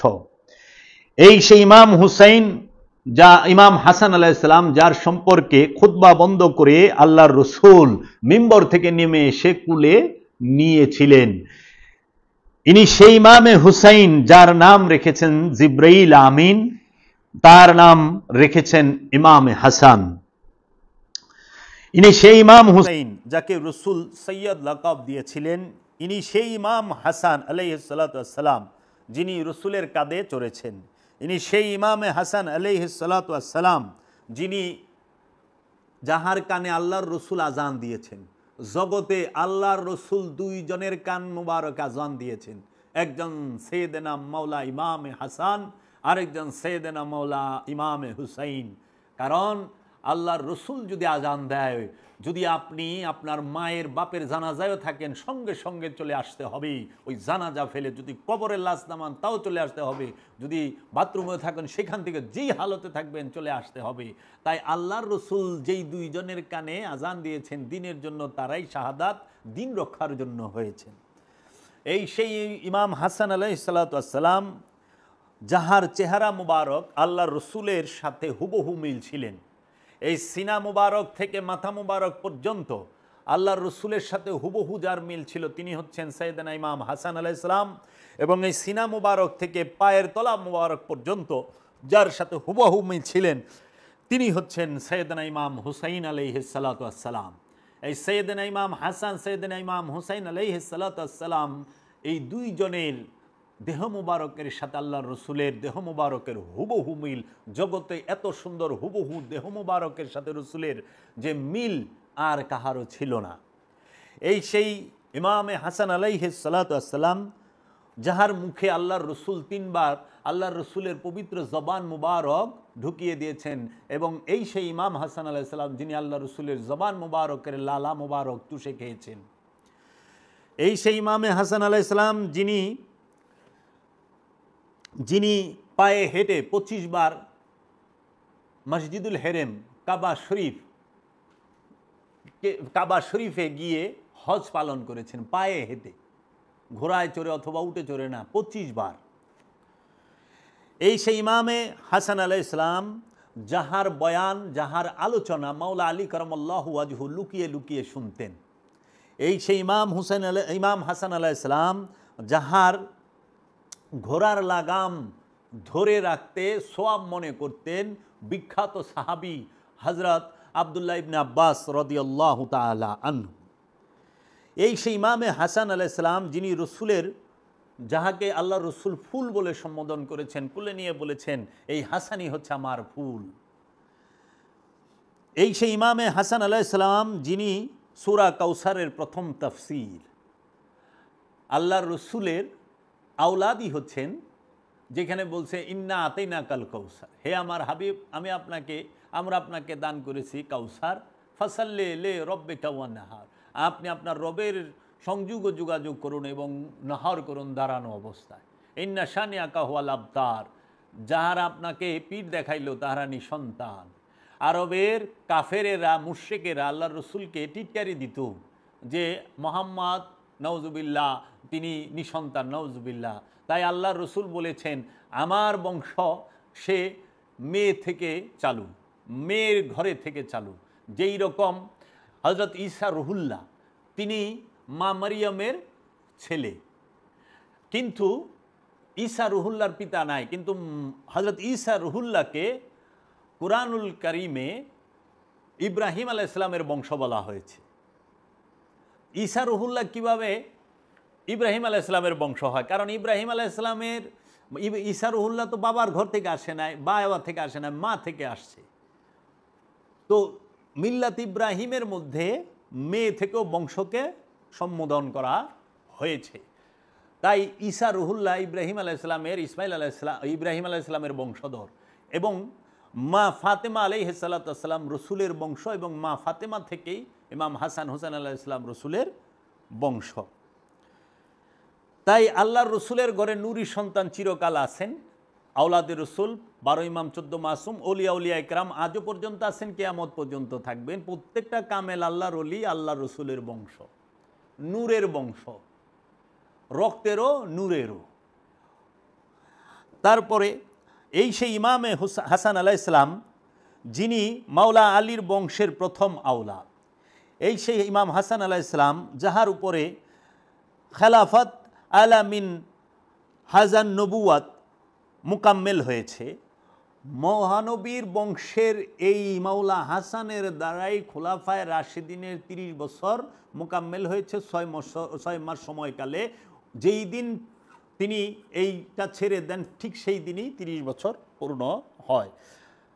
এই সেই ইমাম হাসান আলাইহিস সালাম যাহার উপরে খেলাফত সমাপ্ত হয়, এই সেই ইমাম হাসান আলাইহিস সালাম যিনি শহীদে আজম ইমাম হুসাইন আলাইহিস সালামের ভাই, এই সেই ইমাম হাসান আলাইহিস সালাম যিনি সাইয়েদানা মা খাদিজাতুল কুবরার নাতি, এই সেই ইমাম হাসান আলাইহিস সালাম যিনি শহীদে কারবালা ইমাম কাসেম আলাইহিস সালাতু ওয়াস সালামের পিতা, এই সেই ইমাম হাসান আলাইহিস সালাতু ওয়াস সালাম যিনি এই পাক পাঞ্জাতনের অন্যতম সদস্য, সেই ইমাম হাসান আলাইহিস সালামের শুভ আবির্ভাবের দিনে আমরা যেন রহমত বরকত হাসিল করতে পারি, আমরা সেই ফরিয়াদ মাওলা পাকের কাছে রাখব। কথা আপনাদের সামনে বলতে চাই, সেটি হইল পাক পাঞ্জাতন কারা। পাক পাঞ্জাতন কারা? আমাদের বিরুদ্ধে, আমার বিরুদ্ধে বিশেষ করে অনেকে কমেন্টেও বলেন যে আলাইহিস সালাতু ওয়াস সালাম বলেন কেন, কই পাইলেন, ভণ্ডামি করেন কেন, অনেকে গালিগালাজও করে। আমি আজকে একটু ক্লিয়ার করি। এখন বলতে চাই যে মহানবীর বংশ দেখতে চাইলেন আল্লাহ, তাই ফেরেশতা জিব্রাইলকে পাঠানো হলো এবং বুখারী ও মুসলিম শরীফের এই ঐক্যমতে এই ঘটনাটি উল্লেখ দেখতে পাই। সংক্ষেপে বলতে গেলে মহানবীর একটি কম্বল 4 জনকে একসঙ্গে তার পবিত্র শরীরের সঙ্গে একত্র করে ঢেকে দিয়ে আল্লাহকে বললেন যে এই হলো আমার বংশ। এখন প্রশ্ন হলো, মহানবীর সেই কম্বলে ঢাকা, চাদরে ঢাকা 4 জন কারা ছিলেন, তাদের নাম কি কি? কারণ এটা খুবই সাংঘাতিক ব্যাপার, তাই সবারই প্রচন্ড আগ্রহ থাকার কথা যে এই 4 জন মহাভাগ্যবান তবে কারা। কারণ স্বয়ং আল্লাহ পাক জিব্রাইল ফেরেশতাকে পাঠিয়ে এই 4 জনের নাম এক এক করে বলছি। আলী, ফাতিমা, হাসান এবং হুসাইন আলাইহিস সালাতু ওয়াস সালাম। মহানবীর বংশ বলতে এই 4 জনকেই মহানবী ঘোষণা করলেন এবং ইহাও আমাদের বেশ ভালো করে একদম নিরপেক্ষভাবে জেনে রাখা অবশ্যই কর্তব্য বলে সব সময় মনে করতে হবে যে বাকি যারা ছিলেন তারা যত বড় এবং যত মহান এবং যত মর্যাদা সম্পূর্ণ সাহাবাই হন না কেন, তারা মহানবীর বংশের কেউ নন। মহানবীর একমাত্র বংশই হচ্ছে এই 4 জন, যেটাকে আল্লাহ রসুল বলে দিয়েছেন। এই বিষয়টি একটি মারাত্মক গবেষণার বিষয়। মহানবীর সাহাবাদের প্রচুর মর্যাদা আছে এবং সেই মর্যাদার হাদিস ও বুখারী এবং অন্যান্য হাদিস শরীফে আমরা দেখতে পাই। কিন্তু মহানবীর বংশের আরো অনেকে থাকা সত্ত্বেও কেন মহানবী এই 4 জনকে সেই দিন জিব্রাইলের সামনে প্রকাশ্যে ঘোষণা করলেন, এই রহস্য যিনি বুঝতে পারেননি তিনি মারেফতের গোপন কথার কাঁচকলাটিও বুঝতে পারেননি। মহানবী এবং এই 4 জনকে মিলে হলো পাঞ্জাতন 5 জন, ইহাই পাক পাঞ্জাতন। রুহানি এলেম তথা যে এলেম সিনাতে প্রবেশ করানো হয়, সেই এলেমের দাতা হলেন এই 5 জন। সিনা থেকে সিনাতে যে এলেম প্রবেশ করানো হয়, সেই এলেমের দাতা হইল এই 5 জন পাক পাঞ্জাতন আওলাদে রাসূলের। এই 5 জনের ভিক্ষা যার কপালে না জুটছে সে ওলি হয় না। ওলি হইতে গেলে অবশ্যই পাক পাঞ্জাতনের ভিক্ষা মাওলা মুহাম্মদ সাল্লাল্লাহু আলাইহি ওয়াসাল্লাম, মাওলা আলী কারামাল্লাহু ওয়াজহু, সাইয়্যিদানা মা ফাতেমাতুজ জাহরা, মাওলা হাসান, মাওলা হুসাইনের পাক পাঞ্জাতনের ভিক্ষা অবশ্যই যার কপালে জুটবে সে আল্লাহর ওলি হবে, যার কপালে জুটবে না তার ওলি হওয়ার কোনো সুযোগ নাই। এই আমরা আপনাদের দান করেছি একমাত্র কাউসার। কোরআনের এই ঘোষণাটির প্রকাশ্য রূপ হলো এই পাক পাঞ্জাতন। মাওলা আলীর শাসন রূপটি তথা শাসনটি হলো আধ্যাত্মিক রাজ্যের আমিরুল মুমিনিনের শান। এই শান এবং মাওলা আলীর শাসন রূপটি তথা শানটি হলো আধ্যাত্মিক রাজ্যের আমিরুল মুমিনিনের শান। এই শান এবং মর্যাদাটি মহানবী নিজেই দিয়েছেন। সুতরাং আলী এবং পাক পাঞ্জাতন ছাড়া আধ্যাত্ম জগতে প্রবেশ করার পথ নেই। কারণ আধ্যাত্ম রাজ্যে প্রবেশ করার তো মাত্র একটি দরজা, আর সেটা হলো মাওলা আলী। এই সম্মান, এই মর্যাদা, এই মান আধ্যাত্মিক জগতের শান, যাকে সুফিবাদ বলা হয়। এটা হৃদয়ের রাজত্ব। এই রাজ্যে ঢুকতে হলে মাওলা আলী নামক দরজা দিয়েই ঢুকতে হবে। তাই হৃদয় রাজ্যের আমির হইলেন মাওলা আলী। হৃদয়ের আমল এবং গোপন রহস্য যার কাছে ধরা দিয়েছে তিনি মুমিন এবং তিনি কেবল জানেন যে আলী মুমিনদের আমির তথা আমিরুল মুমিনিন। এখন আমরা যে বিষয়টি বলি যে আমরা আওলাদ রাসূলদেরকে আলাইহিস সালাতু ওয়াস সালাম বলি কেন? দেখুন, সমস্ত ফেরকার মুসলমানরাই যিনি রসুলের বংশের শেষ আওলাদ, শেষ জমানায় আগমন করবেন, তার নাম হচ্ছে ইমাম মাহাদি আলাইহিস সালাতু ওয়াস সালাম। তাকে সবাই মানেন, স্বীকার করেন, যার নেতৃত্বে ঈসা রুহুল্লাহ তিনিও আগমন করবেন। মাওলা আলী আলাইহিস সালাতু ওয়াস সালামের শেষ বংশধর যিনি, তাকে আপনারা বলেন ইমাম মাহাদি আলাইহিস সালাম। তো শেষ আওলাদ যদি ইমাম মাহাদি আলাইহিস সালাতু ওয়াস সালাম হয়, তাহলে তাহার বাপ দাদারা কিভাবে রাদিয়াল্লাহু তাআলা আনহু হয়? শেষ আওলাদ আলাইহিস সালাতু ওয়াস সালাম আর তার বাপ দাদারা হয় রাদিয়াল্লাহু তাআলা আনহু, এটা কিভাবে হয়? এটা কখনোই হয় না। তাই আমরা সব সময় আওলাদ রাসূলদেরকে আলাইহিস সালাতু ওয়াস সালাম বলি এবং আমরা সাহাবায়ে কেরামদেরকে রাদিয়াল্লাহু তাআলা আনহু বলি। অনেক জলিলুল কদর আল্লাহর ওলি যারা সর্বযুগের সর্বকালের সর্বসময়ে যে রাসূলগণ আগমন করেন তাদেরকেও আমরা রাদিয়াল্লাহু তাআলা আনহু বলি। রাদিয়াল্লাহু তাআলা আনহু এর বাংলা অর্থ হচ্ছে আল্লাহ তাহাদের উপরে খুশি, তাহারাও আল্লাহর উপরে খুশি। যাহারা আল্লাহর উপরে খুশি এবং আল্লাহ যাদের উপরে খুশি তারাই রাদিয়াল্লাহু তাআলা আনহু। এখন আপনারা যদি ইয়াজিদ রাদিয়াল্লাহু তাআলা আনহু বলেন, তাহলে আপনারা বুঝতে পারেন যে আল্লাহ কি ইয়াজিদের উপরে খুশি আর ইয়াজিদ আল্লাহর উপরে খুশি? কখনোই না। তো কাজেই এই বিষয়গুলো আপনারা একটু বিবেচনা করবেন। রাদিয়াল্লাহু তাআলা আনহু এই শব্দটি কোরআনুল মাজিদে আছে।